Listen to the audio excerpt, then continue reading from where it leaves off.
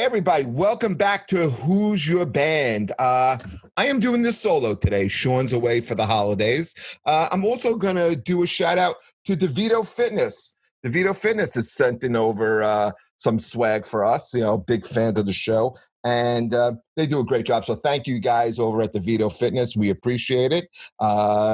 We appreciate the guys from, Sons of Silver. They sent over some stuff. So, guys, keep supporting that band. They are great. And today, it's the day before Thanksgiving, and I'm excited because I get to introduce and interview a guy who I'm a fan of, man. I love this guy. He is an actor. Maybe you've seen him on HBO's Vinyl. He is a headlining comedian. Please welcome Chris Monty. How are you, Chris? Thank you for having me, man. How you doing? I'm good. Thank you for doing the show. We were just talking just before. You're a guy who's always interested in me. And I think, what I think it is about you? It's your style. You stand out. You have a style. And let me start. This is going to get weird. This is how I was exposed to Chris Monty. I live on Staten Island, and I am a member of the St. George Theater. And one of my favorite comedians of all time was Joan Rivers. So for a birthday gift, someone sent me over tickets to see Joan Rivers at the St. George Theater. And who opened up the show? The one and only Chris Monty. And it is not an easy place to play. And Chris, you killed it. Oh, thank you. That was fun. I did actually, I think it was, what was that? That was maybe a couple years ago. I think it was 2013. I met Joan I did a show in Connecticut, and an agent booked me to open for her.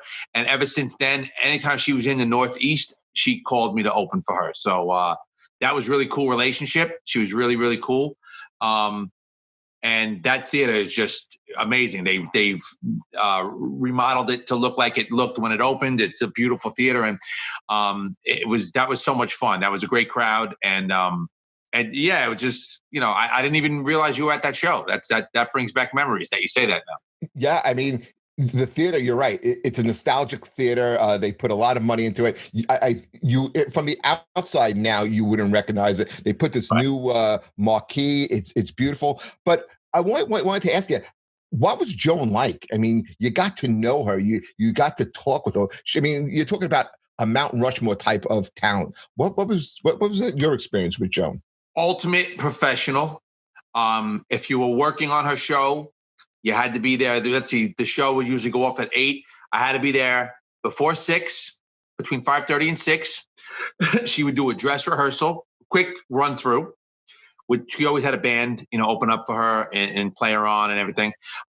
She would have the entire staff that works for the theater, from the ticket takers to the concessions to the ushers, everybody in there watching what she was doing, and she would orchestrate everything that was going to happen that night. This is going to happen here. This is going to happen there. And she wanted everybody to be on the same page. Really professional, really down to earth, not, the character on stage was obviously her stage character, but off stage, just down to earth, salt of the earth person, really, really cool and funny, really funny. You know what I thought was a thing that kind of stood out, which was an icebreaker for you, was she introed you from the wings to bring you on stage. So you heard her voice, and it was a funny intro. I'll never forget it. We rehearsed that too. She rehearses that. Like when we're on stage, she wants the band to play me on and the band to play me off. And as the band's playing me off, she's coming on. So, and you could say the intro, if you remember the introduction, I'll let you say it. But she would always tell me, go up there and do your last minute. And I would say, my last minute. She goes, the last minute you're going to do, just do it. And I would have to do it. And then she would tell the band, as soon as he says that punchline, he's going to say, thank you, good night, and bam, the band hits it and play him off big. And then she would, make me do, if you remember, I don't know if you remember what she would make. The intro was, we got this guy, something along the lines, we got this guy because he's willing to take the pay, something like that. Or she says, and it's an old joke. She says, give it up for, Chris Monty, who, ladies and gentlemen, is not the funniest comedian in the business, but he's the funniest comedian in his price range. That's it. That was right. Which I thought was great. And, again, it's Joan's audience. It's Staten Island. But you know what? You're geared for Staten Island. You really are. I work at Staten Island a lot. I work actually at the famous Staten, Legrecci's. I do a lot of performances for, I'm good friends with Jack, the owner, and great food, by the way. And they have a lot of events for like seniors, and they have a lot of afternoon shows, functions that go on. And Jack always will call me in to perform there. I've actually performed at his, he has like a men's club, and they have like a Christmas party every year, lobster and steak dinner. And he always calls me in to perform on that. So those are the best, right? Oh, those are the best. You eat steak, lobster, and then you drink for free, and then I tell jokes for 40 minutes. Doesn't get better than that. But let's talk about you a little bit now.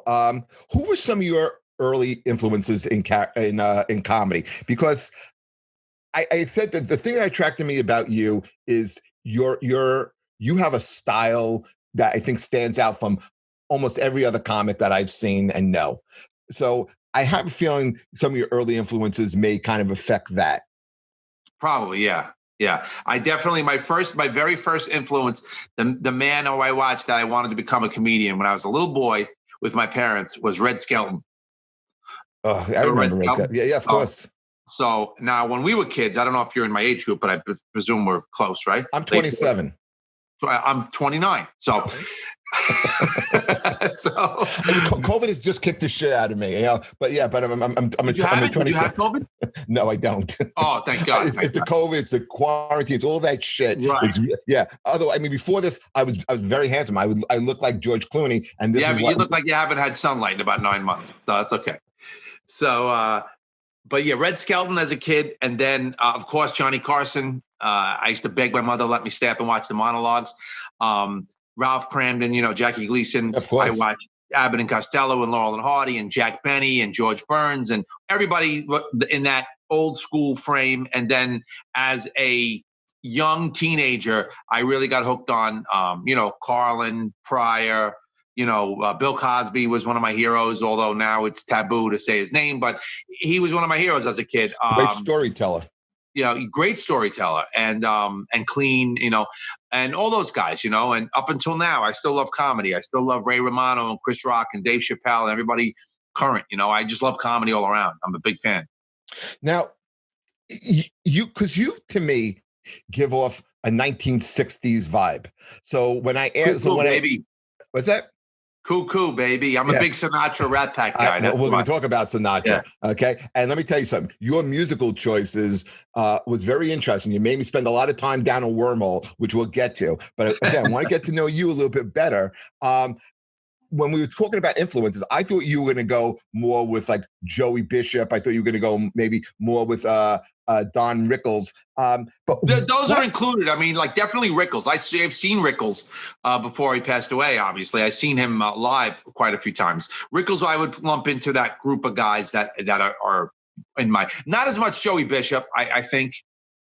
Joey Bishop was good, but never one of my favorites. I would take Rickles over Bishop any day.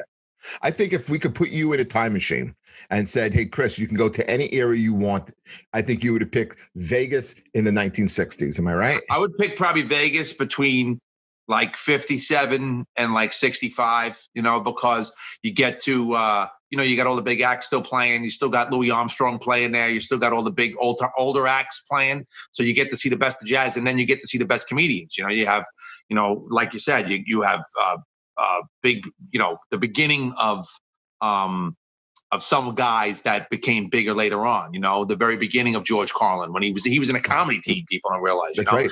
And you see a lot of those old time acts like Skelton and Hackett and all those great acts. Yeah. So is it the style? Is it the beginning? What was it attracted you to that era? I think growing up as a kid, what'd you watch when you were growing up? I watched everything. I watched was either Abbott and Costello, Martin and Lewis. It was James Bond. It was the Sean Connery James Bonds. Right. It was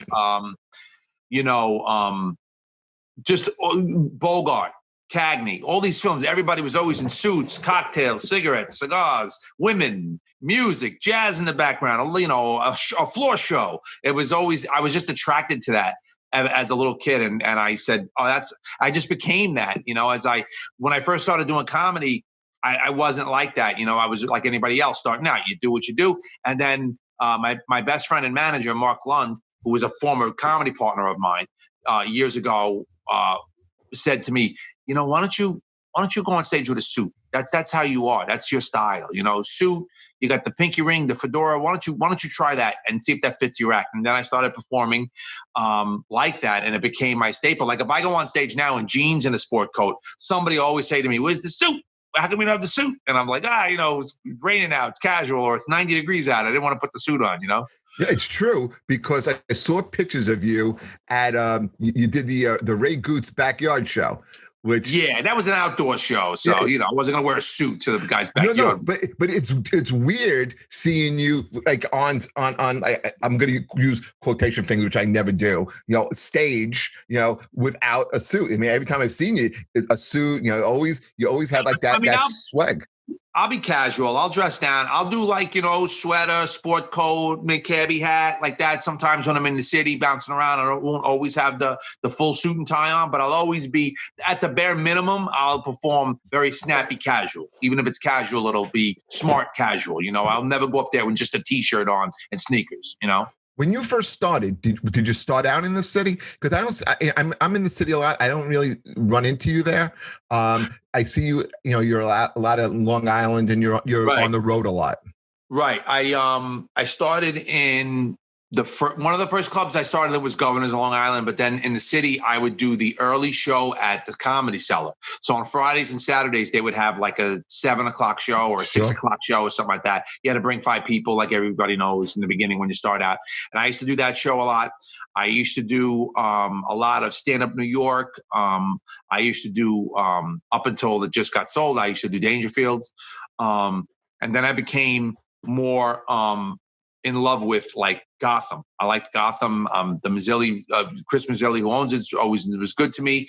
And so he would give me spots here and there. And I had a lot of friends like Harris Bloom and guys like that would run shows there, and they would always throw me on. So, but I really cut my teeth probably in the Long Island clubs. In the very beginning, I was strictly, once I would do the city spots here and there, I was mainly 3 nights a week. You'd see me at Governor's or the Brokerage or McGuire's or any of the open mics that used to be on Long Island. There used to be a Wednesday night show at 11 p.m. at Christopher's in Huntington, Long Island. Peter Bales ran it. He's Long Island Ledger. They call him the professor of comedy. He used to run it, and it was great. Wednesday night, 11 o'clock, and the place would be packed. It would be packed. It was all college kids, and it was great because you could try out anything you wanted, and see what floats, Yeah, it's great to have like that weekend vibe in the middle of the week. Yeah, it was great, and it was always good. It was always a good crowd. Yeah, how does your style, your throwback style, resonate like with today's millennial types that come out? I mean, I don't think it really makes a difference as long as you're funny. Like, my retro style is really an appearance. If you listen to my act and you hear how I talk, I kind of like, there's jokes, but it's not strictly set up joke. It's a little bit of story form, a little bit of quick hits. So it flows naturally, I think, where it doesn't come off like, oh, here's joke number 1, here's joke number 2. It just, you don't look at it like that. So I just did a show a couple of months ago. Here and there, we're doing shows now, right? And I was performing, and the second audience, it was a 2-show night, and the second crowd was, the oldest person in the crowd was like 45. Everybody else was like 20s and 30 and not even married. And you know what? They were just as good. I did just as well with them. Like, as a performer, you look at that second crowd that's super young and you go, oh crap, like I'm going to hate them. They're going to hate me. And I never get that. Like, I've been lucky. I come off just as strong with them as I do with a crowd that's 45 to 85, I got to tell you, I'm working probably about 4 nights a week now. And I've noticed that the people that are coming out are younger. Stand up? Yeah. I'm doing like 4 shows a year now with the COVID. But what's coming out is young people. Because they're the only ones not afraid. They're the only ones not afraid. It's right. And it's like, before COVID, I was doing a lot of like fundraisers and various groups. Comedy nights? Right. An association would have a comedy night, or these 55 and older communities and things like that. And they were great shows. And like those have completely dried up. And then like now I'm just doing like the stuff that the things that Raise, and then just a lot of rooftop and patio type shows and shows under tents, and it's really like 35 and under that are coming out to these shows. Right, like at Ray Gootz's show in Astoria, that was nobody over the age of, I would say, 35 at that show. And exactly. And I've done a few, like I said, I've done a few fundraisers during this pandemic, and they've been like golf events, country clubs, all set up outside with tents and stuff. So, but now that it's getting colder, I don't know. The winter's going to be tough, unless we get this vaccine going. But I don't think that's even going to really kick in until probably the end of the spring at the earliest. I think you're right about that. For the population to feel safe, Have you been doing any of the Zoom shows? I have done a few Zoom shows. I did more of them over the summer. I have a few people still asking me to do some, but for the most part, I don't love them. And I got a pretty cool setup, not this chintzy setup I'm doing here for your show with my phone, but I actually, my sister-in-law and her boyfriend have a great setup. He's really like equipment savvy, technical savvy. He's got a camera. He's got like 3 monitors going, so I could see the Zoom audience. I could see a monitor of myself. He's got the curtains. He's got like a little comedy club in his living room at their apartment. So when I do a Zoom show, I do it professionally at his place. But it's okay. It's a quick fix. But personally, you don't get paid as much as you would do at a live show, and it's not a live show. Like you want to be in front of that crowd. You want to smell the theater. You want to smell the comedy club. The best paid gigs I've gotten during COVID have been Zoom show fundraisers. And a couple of corporates. That's it. I want to ask you, Chris, what'd you do before comedy? Before comedy, I started in 1998. So I was, I'm trying to think, 25. I was just about 25, 26 when I started. Did you always want to do it? Yeah, since I was like 7, I knew I wanted to be a comedian. So did you go to college? I didn't go to college. I went to work, but I didn't get into show business right away because my parents were against it. They were like, no, especially when I was a teenager. Like, we don't want to be show business parents. We don't want to, just don't do that, whatever. So they would always say, oh, all these kids in show business are on drugs. And, that was their mindset of it because all they saw was. But it was always nipping at you, right? Always. I always knew I wanted to do it. And I hated every job I had. I worked at a liquor store. I worked for a plumbing company. I worked for my friend's construction company. I've done a million jobs. I worked for my friend's landscaping company. And then I had a job. The last job I held before I quit to be a full-time comedian was I worked for Nextel. I don't know if you remember Nextel, that was the cell phone with the walkie-talkie. Oh, sure. Yes. Back in the late 80s. Yes. So I worked in it. I used to fix phones, and I used to put up towers and antennas on roofs for people. So I worked there, and I got that job in 2000, and I quit in 2003. December 23rd, 2003 was the last time I punched the clock, and I've been doing stand-up as a solo career ever since, and acting. Well, that's what I was just about to get to. You were in Paul Blart Mall Cop. You also, I saw you in that, but I also saw you in Kevin Can Wait. And yeah. I think you're a really good actor. Oh, thank you. Yeah, what got you into acting? Do you enjoy it? Yeah, I've always wanted to have both. I've always wanted to be an actor and a comedian. I once I was able to become a comedian full time, it allowed me my days off. So my days I could spend, looking for an agent, getting and auditioning, because you got to go and do auditions during the day when it's like a work, it's like a job. So when I had, I actually booked an acting job while I was still working a day job. I called my boss and said I made up some excuse, like I'm going to be late today for something. Meanwhile, I had to go and do an audition, and then I came back to the job. I worked in Queens. And I got the part, and then right before I quit my job. Remember what it was for? It was PC Richards commercial. Okay. you could still. It's probably on YouTube, but I did this PC Richards commercial, and I'm just about 2 or 3 weeks. I'm going to tell my boss. Now this is 2003 when I get the commercial, and I'm about to tell my boss, I'm giving you 2 weeks notice because I'm going to pursue my career. But when I was a comedian and an actor, I never told my job I was a comedian and an actor. So they never knew that I was moonlighting, because I didn't want to get fired because they figured I wasn't dedicated to the company. So a couple of coworkers happened to come to comedy clubs some nights and they saw me and they were like, holy crap, like we didn't know you were a comedian. Like, you're so funny. And I was like, yeah, don't tell anybody at work because I'm keeping it a secret. So about a week or two before I'm about to get my 2 weeks notice, my boss comes in, and a great guy, my boss. I still talk to my ex. I still talk to him. He's another Queens guy. But he comes in and he goes, I saw you on a commercial last night. And I go, no, it wasn't me. I wasn't on a commercial. He goes, yes, it was a PC Richards commercial. And in the commercial, I play a comedian. And he goes, you were telling jokes. And it was a PC Richards commercial. And I said, it's you. I fell off the couch. And I said, Julio, it wasn't me. It wasn't me. It looked like me. He's like, come on, man. And so I just didn't admit it was me. And then when I went in 2 weeks later to tell him I'm going to give my 2 weeks notice, I said it was me. I lied to you. It was me that I was in that commercial. I said the reason I'm leaving is because I'm going to be in show business. And now I have a lot of bookings and I have money saved and I can take my shot. And I said, and he begged me not to quit. He wanted to give me a raise and he wanted to make me a manager.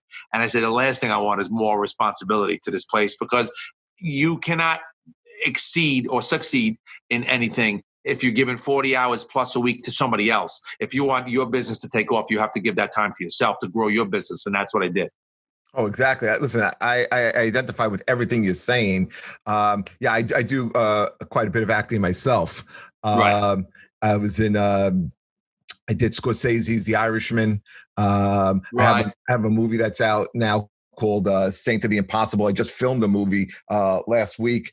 And it is a full-time job, now do you find like you're doing more home auditions, right? Yeah, now everything is from home. Everything is self-taped, which is fine because when you self-tape, you have more times to get the take the way you want it, but I don't know about that because, as much as we want it to be perfect. Sometimes when you go in and you're in the room and the casting director is there and the people are there, I feel like you give a better performance when you're getting direction straight from the casting director. Right. Well, that's the thing. I think what makes a good actor as well is being able to take direction and right. doing it on your own.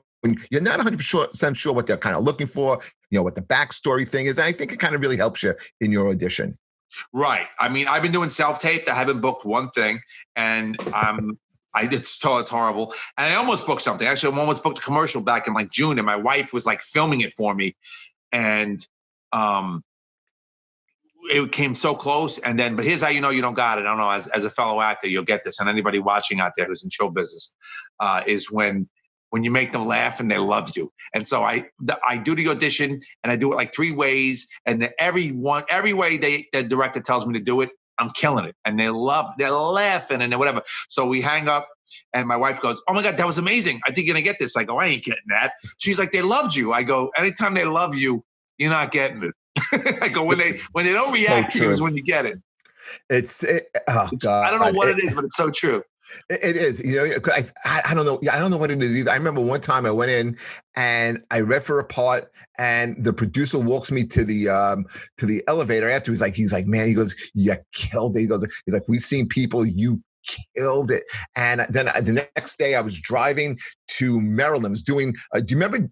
Johnny Watson? Sure, I know Johnny very well. Remember Johnny had that place down in Ocean City? Yep, okay. I did that place. That was Secrets, right? There was Secrets, but he also had the Plaza Royale or something like that. Oh, I did Secrets. That was the one night. It was like a Wednesday night. You drove down for one night. Yeah, I think I went up one night at that place. I made a joke about Secret because that was like the big place that people went. I think the secret is you don't get syphilis. I think that's what, because it was like such a But I'm driving down and with my wife because I was doing a couple of nights there. So we took a room in Ocean City, and like my wife and my son, they were going to go and do the beach and everything. I was going to do the shows, so we make a little vacation out of it. And my agency calls me up and they said, look, they're going to pass on you on this one part, but would you be interested in another part in that film? They're interested. I'm like, yeah, of course. I'm working, right? He called me back 15 minutes. Yeah, they're going to pass on you on that one too. Oh, like, what the fuck? I know. I know. I did a part on Red Oaks on Amazon Prime with Paul Reiser, and then I just play a guy in the clubhouse. It was a country club show about a country club, and then after the second season, at the end of the second season, I get a phone call from my agent. Hey, the producers from Red Oaks called me. The casting director from Red Oaks just called me. They want to bring you back as a recurring guy in the next season. Beautiful. And I'm like, oh, this is like and it films in New York. I'm like, this is what I've been waiting for. And then guess what happens after season 2? The show got canceled. Listen, I've been there. I was up for to do something. Remember the show? What was it called? The Deuce. Yeah, I went out for many parts on that show. Yeah, and I felt I was pretty close, and they canceled it. Hey, how did you get to come to know Kevin James? I did a roast for the legend of Long Island comedy. The godfather of Long Island comedy is Richie Minervini, and today is actually his birthday, I believe, too. He turned 60 a few years back, and they asked me, Richie wants you on the dais for his roast. And we did it out in Long Island at a big, huge, like a restaurant that had a big back room. And they set up a stage. It was like, it could hold like 300 people. And we did it. And so 2 people were in the audience that night that I actually, again, hung out with and became friends with. And I'm going to only mention this other guy because I see that jersey hanging on your wall back there.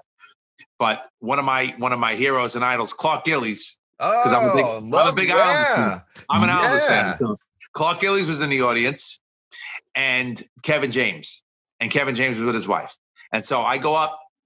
They had so many people that were roasting that night that they did an intermission. They did a set of dais with like 10 guys on the dais, and then an intermission, and then we all came off the dais, and another 10 comedians and friends went up and did the afternoon. It was a long night, but thank God I was in the first group, and I went like 5th. So it was perfect. The show was fresh. Everybody was only doing 5 minutes, 4 minutes. No one takes your jokes. I had a great set. I come off and I go down to get a drink, and I'm sitting there, and Kevin James come up to me, and he's like, hey man, you were really good. My wife loved you. And she's like, hi, I forget her name now, but she introduced herself, and they were so nice. And they were sitting right at the table next to us. And so he saw me there, and then not even, I don't know, a month later, he calls me and asked me to be in a movie. Wow. Great story. Yeah. There is something about you. You are a charming bastard. You are, even, because I remember I'm a good bullshitter. Joan Rivers show. My wife was like, that guy was really funny. She really enjoyed you too. Thank you. Hey, tell us about Everything Old is New Again. Well, actually, we revamped the show to the Monty and Walker Show because, believe it or not, there's somebody out there that has a radio show that's also a podcast, and it's on YouTube, called Everything Old is New Again. And this person threatened to sue Rich Walker and I, my partner in the show, because we used the name Everything Old is New Again, which we said Everything Old is New Again is, I can't think of the name of the singer now. This is a band show. I should know it. It's a song from the 70s, Everything Old is New Again. And the guy who sung it and wrote it has passed away since. But we said, that's a song. So if you're going to sue us, then whoever owns the right to the song can sue you for using a name. And it became this whole thing. And the guy kept threatening us. And we were like, sue us. Well, we don't have any money. What are you going to take? The show hasn't generated one viral video. So did he copyright it? Trademark it? He couldn't copyright it. He said he leased the name. He could say that doesn't mean it's legal. So anyway, we've dropped the name and we've changed it to the Monty and Walker Show. But so that's just basically it's quick sketches of, we act out some original sketches, and it's predominantly jokes. It's street jokes. 2 guys walk into a bar. A guy goes into the church.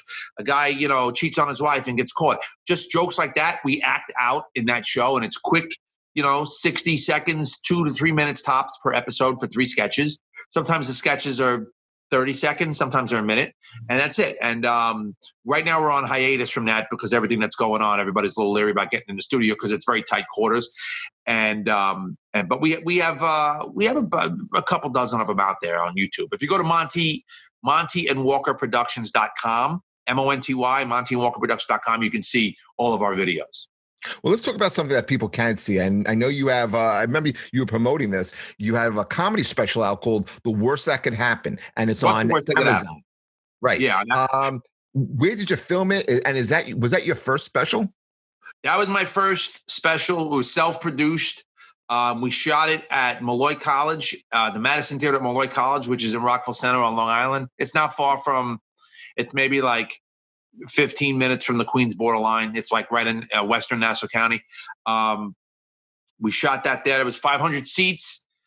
Well, now it's a little dated. I mean, it's a great special if it's still up there. So I urge people to check it out because it is funny. It's when I just had gotten married, but it's pre-fatherhood. So now actually my act has changed, as you know. Like we write about life, but yeah, it's about 52 minutes long. We shot it at Malloy College, and 2017 we shot it, and it was a great night. It was a great night. We actually got everything, and we were going to do 2 shows. We actually had such a good show that we were like, you know what? Wow. We don't need to set up a second show because this one was that good, and it was a great night, and it's still getting a lot of hits. So I'm grateful. Good. I hope our people go out and check it out.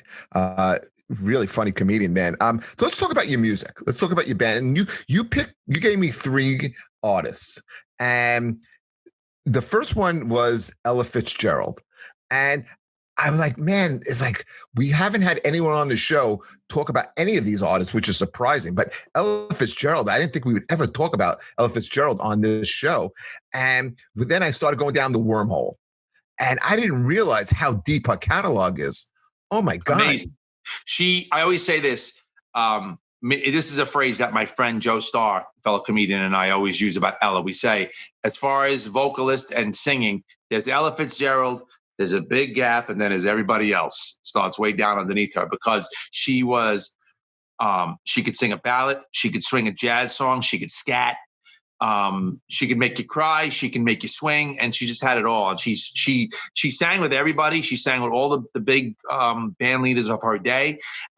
She sang. I mean, you can go into the 70s and see she sang disco. She tried everything. Like she didn't just sing jazz and American standards. She tried singing rock and roll. She tried singing, which I prefer her in her element. For me is when she's singing jazz, when she's scatting, and when she's swinging. Her with Count Basie, her with Chick Webb, her with Duke Ellington, some of the greatest recordings, of all time. Yeah. A couple of songs stood out to me from her. I always thought Mama Cass had done Dream a Little Dream. That was but I didn't realize it was Ella Fitzgerald, and she kills that song. It's great. And I loved her version of Bewitched, Bothered, and Bewildered. Yep. And that's the long one, right? Was that like the 6-minute version or the 7-minute version? It was kind of a long version, right?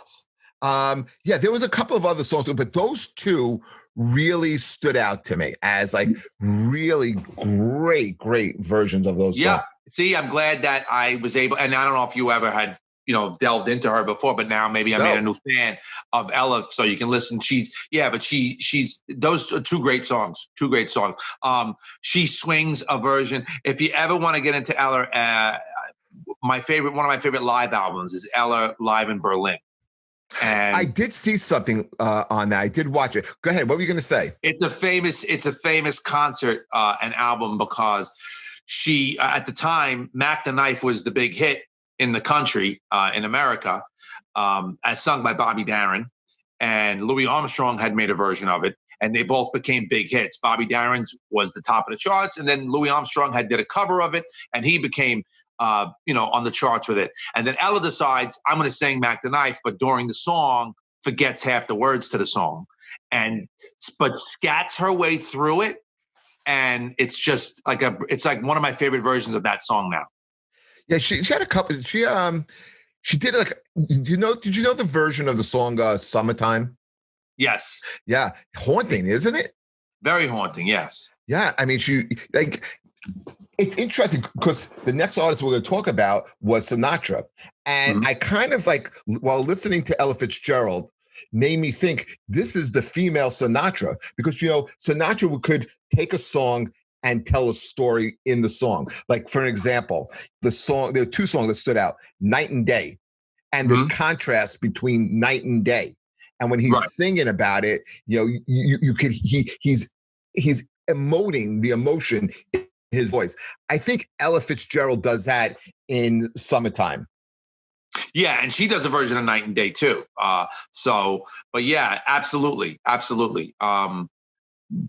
Both of them sang with emotion, both of them sang with feeling, and that's what makes, to me, like a great singer, and believe me, there's other great singers that, like my wife, you managed Karen Carpenter, right? Or did you mention Karen Carpenter? I know Ella sang with Karen Carpenter. That was when it was down the wormhole. I watched that video too. My wife loves Karen Carpenter.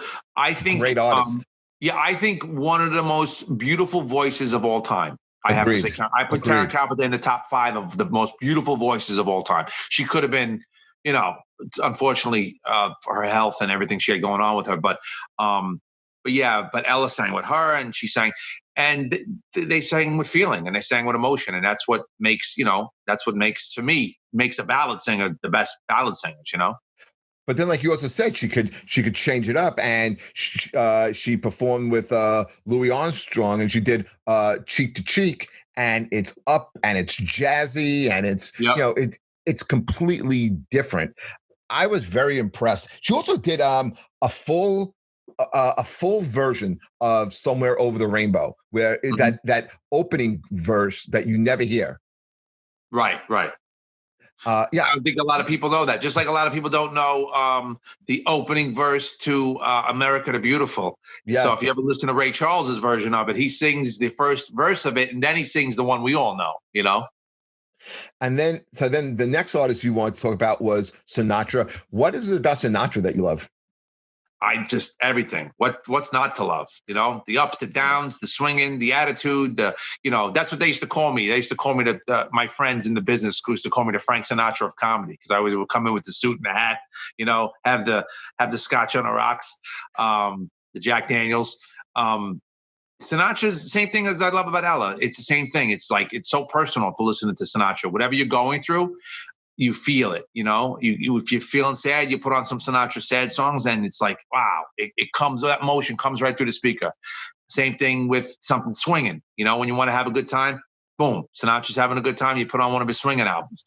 So I loved everything about him. I loved the style, like I said, the Rat Pack, the company he kept. I'm a huge Dean Martin fan.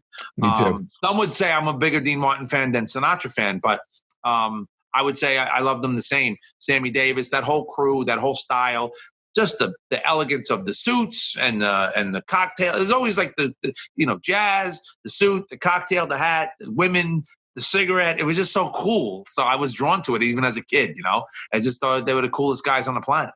There's a couple of cool Sinatra stories. Are you familiar with the one when how Sammy lost his eye? The story or the song? The story. Sammy, yeah. He lost his eye in a car accident. Right. And he stayed at Sinatra's house, and Sinatra was the one, took care of him, and brought him around. And best friend. If you weren't in, if you discriminated against Sammy, you were out, Yeah, they told Sammy that back in the 60s, in the early 60s, when they were all touring together, they had said to Sammy that he couldn't stay at one of the hotels because they don't let black people stay. And Sinatra said, then none of us are performing there. And they said, okay, we'll get a room for Mr. Davis. So, what are your favorite Sinatra songs? Oh, so many. Give me 3. 3. I love All or Nothing at All. Okay.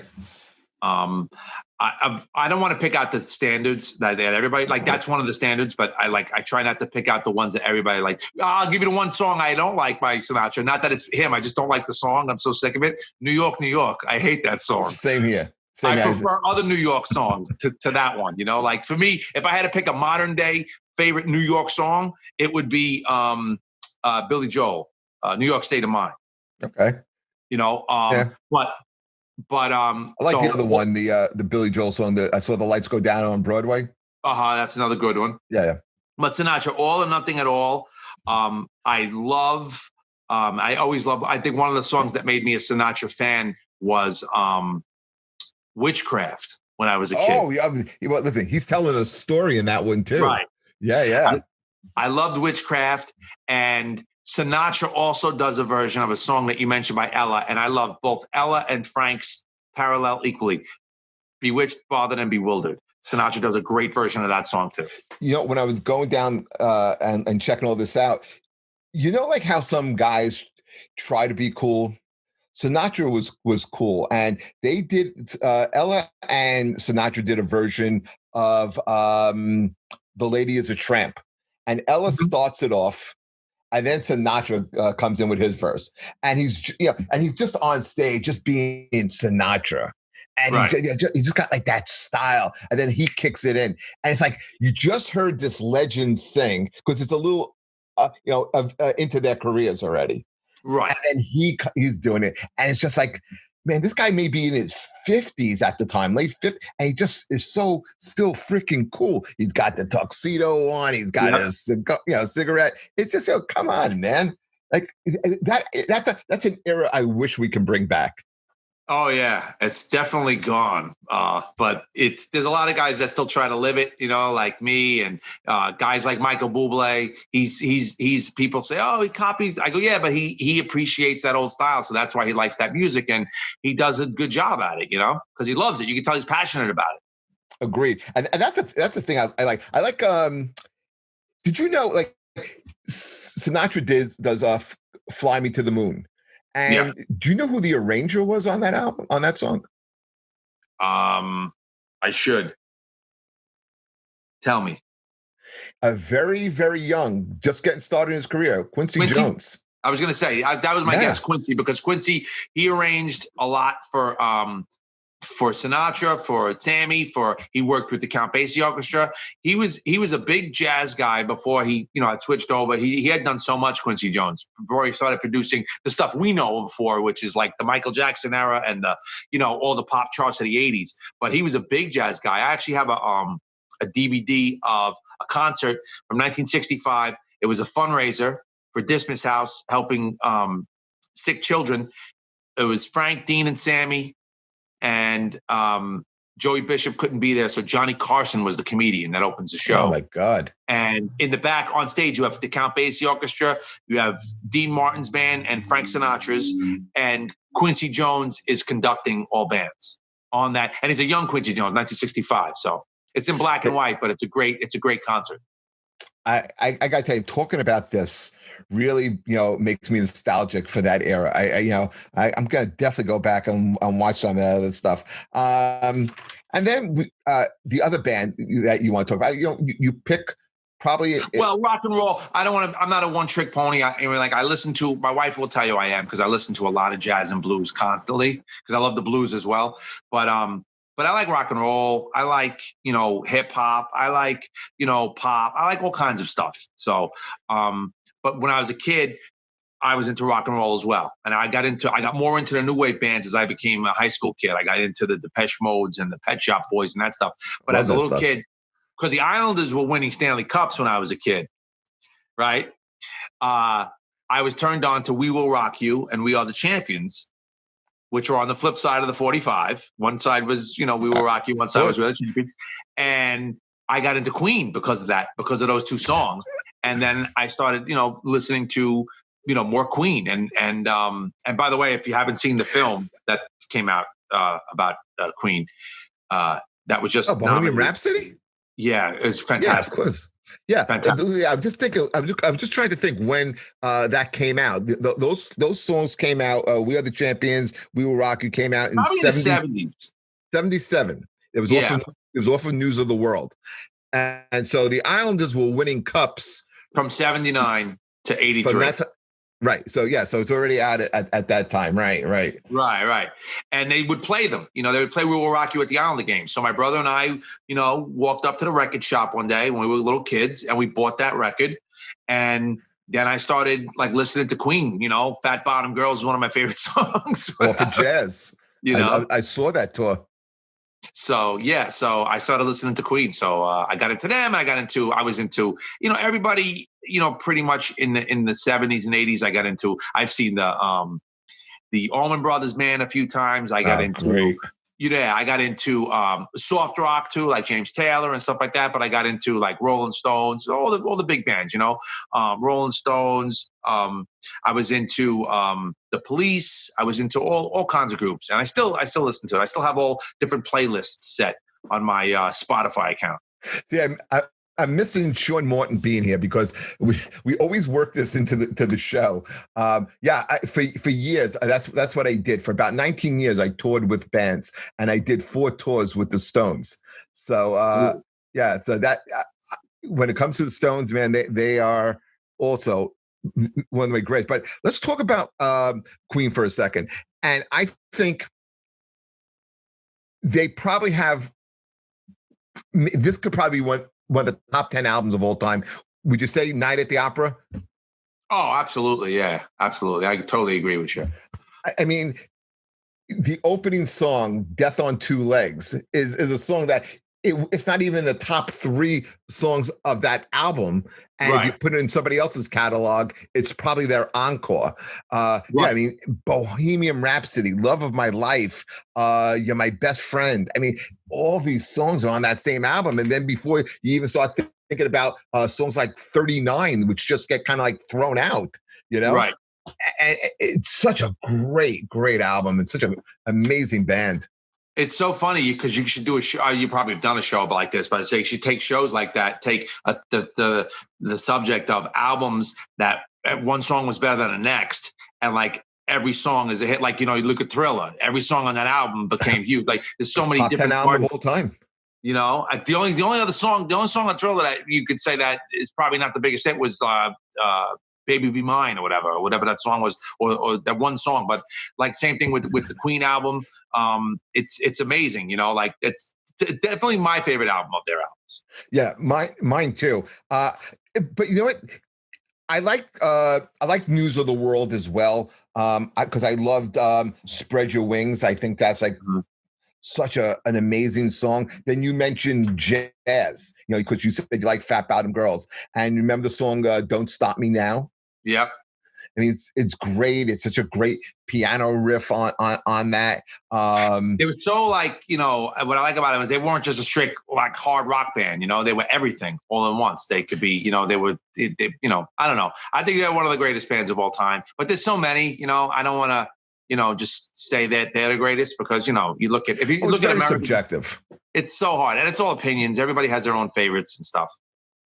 I just think this is a band that is so undeniable. They didn't have, you look at like Led Zeppelin, another band I love. Love me too. Right? Love them. Who was it? Dustin Chafin was telling me he was driving, to out to Columbus for a show, and he just decided to like listen to all Zeppelin albums. And he goes, they're all good except for this one, which was Presence.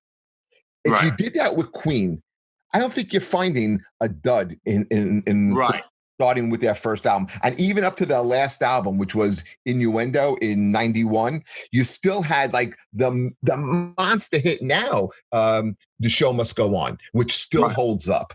Right. I agree with you 100% on that. You could find duds in a lot of other bands probably, but not with them. Not many. You might find 1 or 2 songs you don't particularly love. Of course. With any band, you're going to find that, or any artist, Yeah, I like the diversity that they would even show in albums. Like, I think a perfect example would be on the album The Game. They would do something a little different, like Crazy Little Thing Called Love, and another one, Bites the Dust, which was kind of like a disco-y song. Right, very disco-y. Right, but then you would have songs like Dragon Attack, and then a pop song like Play the Game. Right. It's just you're in for a ride. You're not just getting the same old feeling, from every song. It's like, what the hell's this? Listen, your musical taste is right along with mine, man. You really, I mean, I loved that you turned me on to Ella Fitzgerald, though. Thank you. I'm glad I can make a fan. The only music I don't love, and my wife loves, is country. I don't hate country, but I don't love all country. If I do listen to country music, if I'm a country music listener, it's the old school, Hank Williams Sr., Patsy Cline. I love Kenny Rogers. I can't say I don't love Kenny. Who doesn't love Kenny? you have a few drinks and you got to sing along to The Gambler and Lucille and all those songs, Agreed. No, I am a big country fan. And the reason for that is my wife is a veterinarian. And when she went to vet school, she went to Mississippi State. Now, now my wife is Brooklyn Italian, and she's now going to Starkville, Mississippi. Okay. So she is the ultimate fish out of water. So she couldn't, she's a northerner. She has a vowel at the end of her last name. Yank. She's an Italian Yank. Everyone's saying, your father, he's in the mafia, it's every stereotype you could think of. It's my cousin Vinny. So she had to fit in somehow. And she wound up getting into Garth Brooks and George Strait. And that kind of and plus my dad was a big country fan. He still is. He's huge Johnny Cash guy. Yeah, I gotta say, I like Johnny Cash. I like some of that stuff. Like some of the old stuff I can tolerate, but I'm just not that there's anything wrong with the artist. I don't want to bash anybody. I'm just saying it's not my cup of tea, I got you. Chris, what's coming up next? What do you got going on? We're hoping that we get this vaccine so we can get really back out there. The schedule's kind of really light right now because of what's going on. So we're working on, Rich and I are working on trying to figure out a time to start shooting our little short sketches again, the Monty and Walker Productions.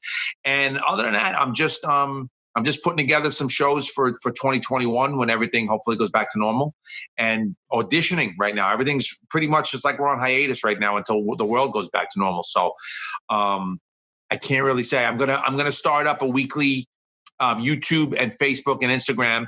It's going to be maybe 60 seconds long. It's just going to be called Chris Monty's Jokes and Smokes. And I'm going to be telling a street joke while I have my cigar and drink my bourbon. And every week it'll be a new joke, and maybe be a minute long or something like that, just to keep relevant and put something funny out there, something that people can enjoy. Guys, check out Chris Monty. Check out the special, What's the Worst That Can Happen, on Amazon Prime. Chris, man, thank you so much for coming down and just doing this for us. We really appreciate it. Thank you, man. Thanks for having me. Thanks for keeping me relevant for another week. You are a relevant man. You're a very funny guy, very talented actor. We wish everybody, Adam, we wish everybody a happy Thanksgiving. Be safe and take care, everybody. We'll see you next week. Bye, Chris. Happy Thanksgiving.